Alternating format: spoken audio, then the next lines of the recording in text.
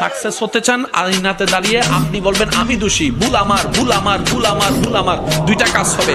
এক নাম্বার, এই ভুল স্বীকার কারণে ঝগড়া বন্ধ হয়ে যাবে, রাগ কমে যাবে। দ্বিতীয় নম্বর, ভুল স্বীকার করার কারণে আল্লাহর দরবার থেকে নিয়ামত প্রাপ্ত হয়ে যাবে। দোনোটাতে আপনার লাভ। একটা গালি দিলে দুইটা গালি দিয়ে দেখছেন তো লাভের লাভ কি হয়েছে? এই এলাকায় আমি তেমন কাউকে চিনি না, কিন্তু কথাটা বলছি মিলেন কিনা দেখেন। এই এলাকায় হাজার হাজার মামলা আছে, সবচেয়ে বেশি মামলা